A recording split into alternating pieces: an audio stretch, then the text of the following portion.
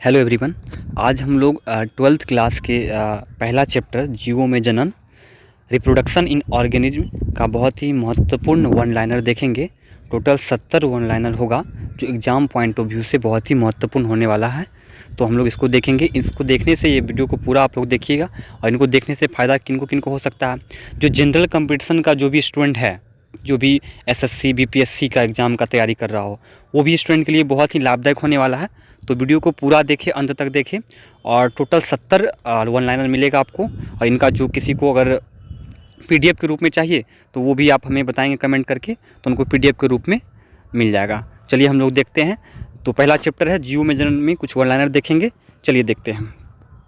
तो पहला है नई जीव उत्पन्न करने की क्षमता को क्या कहते हैं? जनन कहते हैं। ठीक है। दूसरा क्या है? दूसरा आपका कायिक जनन निम्नलिखित में से किसकी विधि है? अलैंगिक जनन की विधि है। जन्म तथा प्राकृतिक मृत्यु के बीच की अवधि को क्या कहते हैं? तो जन्म तथा प्राकृतिक मृत्यु के बीच की अवधि को जीवन अवधि कहते हैं, लाइफ स्पैन कहते हैं ना। इंग्लिश में बोलेंगे the period between birth to natural death is called life span बोलते हैं। ठीक है। गुलाब के पौधों का जीवन अवधि कितना होता है? 14 वर्ष होता है गुलाब के पौधों का जीवन अवधि। ये सभी टॉपिक को डिटेल में पढ़ने के लिए हमारे यूट्यूब चैनल से आप जुड़ सकते हैं और इस पर हम आपको डिटेल में पढ़ाएंगे। चलिए अगला देखते हैं। ईस्ट में प्रजनन होता है मुकुलन विधि द्वारा। ठीक है। बडिंग मेथड द्वारा क्या होता है? ईस्ट में प्रजनन होता है। ईस्ट एक कोशिकीय जीव है। ठीक है।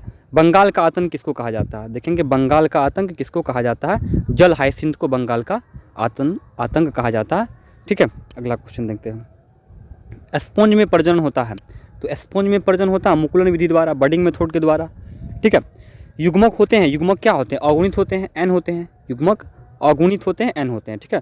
मध चक्र होता है। मध चक्र किसमें होता है? मध चक्र होता है गाय, बकरी, घोड़ा, कुत्ता, बिल्ली आदि में क्या होता है? मध चक्र होता है। ठीक है। हम थोड़ा जल्दी फास्ट में खींचते हैं ताकि आप लोग का समय बचे और कम समय में आप लोग टोटल 70 ऑब्जेक्टिव देखें। चलिए अगला देखते हैं।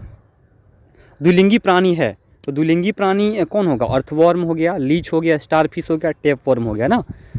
अर्थवर्म हो गया, लीच हो गया, स्टारफिश और टेपवर्म हो गया। ये सभी क्या है? द्विलिंगी प्राणी है। अगला देखते हैं। जिन जीवों में नर और मादा प्रजनन तंत्र अलग अलग व्यक्तिगत रूप से समागत होते हैं उन्हें क्या कहते हैं? तो उन्हें कहेंगे एकलिंगी जीव। जिन जीवों में नर और मादा क्या हो? अलग अलग व्यक्तिगत रूप से समागत होते हैं उन्हें क्या कहते हैं? एकलिंगी जीव कहते हैं। जैसे मनुष्य क्या एकलिंगी जीव है। ठीक है। चलिए अगला देखते हैं। एकलिंगी प्राणी का नाम यहाँ पे एकलिंगी प्राणी है कौन कौन है? एस्केरिस है, मनुष्य है, पक्षी सरीसृप हो गया, मछली हो गया, ठीक है, रेशम हो गया, रेशम की कीट हो गया। ये सभी क्या एकलिंगी प्राणी है। अगला देखते हैं। देखिए कॉकरोच के बारे में लिखा। कॉकरोच है एक, कॉकरोच क्या? कॉकरोच एक द्विलिंगी प्राणी है, बाइसेक्सुअल एनिमल्स है। ठीक है। तिलचट्टा क्या है? तिलचट्टा आर्थ्रोपोडा एकलिंगी है। तिलचट्टा आर्थ्रोपोडा फाइलम से बिलोंग करता है और ये एकलिंगी है। आर्थ्रोपोडा के बारे में थोड़ा सा बता देते हैं आपको। आर्थ्रोपोडा क्या है? तो आर्थ्रोपोडा को जंतु जगत का सबसे बड़ा फाइलम कहा जाता है। ठीक है। अदरक में कायिक प्रवर्धन होता है राइजोम के द्वारा। अदरक में कायिक प्रवर्धन किसके द्वारा होता है? राइजोम के द्वारा होगा। चलिए अगला देखते हैं। अगला है शकरकंद किसका रूपांतरण है? तो जड़ का रूपांतरण है। यहाँ जड़ तना से क्वेश्चन कई बार पूछा गया एग्जाम में, तो आप लोग जड़ तना के बारे में अच्छे से जानकारी प्राप्त कर लीजिएगा। जैसे आलू क्या है? तो आलू तना है। ठीक है। ये भी याद रखिएगा। शकरकंद किसका रूपांतरण है? जड़ का रूपांतरण है। ठीक है। अगला क्वेश्चन देखते हैं। आलू है, देखिए क्वेश्चन आ गया। आलू है, आलू क्या? रूपांतरित तना है। ठीक है। चलिए आगे देखते हैं। उच्च श्रेणी के पौधों में होता है, उच्च श्रेणी के पौधों में क्या होता है? उच्च श्रेणी के पौधों में आंतरिक निषेचन होता है, इंटरनल फर्टिलाइजेशन होता है। अलैंगिक जनन द्वारा उत्पन्न संतति कहलाता है। अगला क्वेश्चन है अलैंगिक जनन द्वारा उत्पन्न संतति क्या कहलाता है? क्लोन कहलाता है। दूसरा क्वेश्चन देखिए। केंद्रक द्रव्य विभाजन की प्रक्रिया को क्या कहते हैं? कैरियोकाइनेसिस कहते हैं हम लोग। केंद्रक द्रव्य विभाजन की प्रक्रिया को क्या कहेंगे? कैरियोकाइनेसिस हम लोग कहेंगे। ठीक है। जब जीवों के अंदर युग्मक असमान हो तो उसे क्या कहते हैं? बहुत ही इंपॉर्टेंट क्वेश्चन है। जब जीवों के अंदर युग्मक असमान हो तो उसे क्या कहते हैं? विषम युग्मकी बोलेंगे। क्या बोलेंगे? हेट्रो जगह से बोलेंगे विषम युग्मकी कहते हैं। ठीक है। भ्रूणोद्भव, भ्रूण जोड़ उद्भव से भ्रूणोद्भव बनी होती है। भ्रूणोद्भव के समय शिशुओं में सर्वप्रथम किस अंग का निर्माण होता है? तो हार्ट का निर्माण होता है, हृदय का निर्माण होता है। ठीक है। हार्ट का वजन कितना होता है? 250 से 300 ग्राम हार्ट का वजन होता है। युग्मनज विभाजित होकर 8 से 16 कोशिकीय संरचना बनाती है जिसे हम लोग क्या कहते हैं? मोरुला कहते हैं। तो ध्यान से सुनिएगा। देखिए युग्मनज जो है, युग्मनज पहले 2 सेल, फिर 4, फिर 8, फिर 16, फिर 32 सेल बनाती है ना। 32 वाला को क्या कहते हैं? ब्लास्टोसिस्ट कहते हैं। 2-4 सेल को क्या कहते हैं? ब्लास्टोमियर कहते हैं। और 8 से 16 कोशिकीय संरचना को हम लोग कहते हैं मोरुला। ठीक है। चलिए आगे देखते हैं। अगला क्वेश्चन है। स्तनधारियों में निषेचन होता है। फिलोपियन ट्यूब में निषेचन कहाँ होगा? फिलोपियन ट्यूब में होगा। फिलोपियन ट्यूब में कहाँ होता है? किस जगह में? फिलोपियन ट्यूब के 3 भाग होते हैं ना, तो किस भाग में होते हैं? तो एम्पुला और स्थमस के क्या होते हैं, बीच में होते हैं, ठीक है। इसको एम्पुलरी स्थमिक जंक्शन हम लोग कहते हैं ना।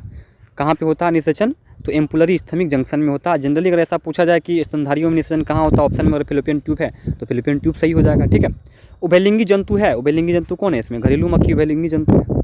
शरीर के बाहर होने वाले निषेचन को क्या कहते हैं, इन विट्रो फर्टिलाइजेशन बोलते हैं, ठीक है, या एक्सटर्नल फर्टिलाइजेशन भी हम लोग कहते हैं, बाय निषेचन भी कहते हैं।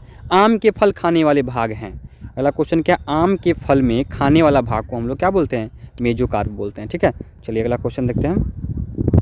देखिए समसूत्री विभाजन होता है, समसूत्री विभाजन किसमें होगा, कायिक कोशिका में होता है। ये कायिक कोशिका कहाँ होता है पता है, परागकण में 2 कोशिका, एक जननी कोशिका एक कायिक कोशिका होता है ना, तो कायिक कोशिका में ही समसूत्री विभाजन होता है। इनमें से किसमें आंतरिक निषेचन नहीं होता, तो मेढक में, मेढक उभयचर है ना, इसमें बाय निषेचन होता है, एक्सटर्नल फर्टिलाइजेशन होता है, ठीक है, ये भी याद रखिएगा। अन्नप्रजक प्राणी है, अन्नप्रजक प्राणी कौन है, एकिडना है, एकिडना अन्नप्रजक प्राणी है। प्राणी 2 प्रकार का होता है, एक सजीव प्रजक और एक अन्नप्रजक। एक होता है सजीव प्रजक जो बच्चे को देता हो, बच्चे जन्म देता हो ना, एक होता है अन्नप्रजक जो अंडा देता हो ना, उसको अन्नप्रजक प्राणी कौन है, एकिडना हो जाएगा, ठीक है। चलिए आगे देखते हैं।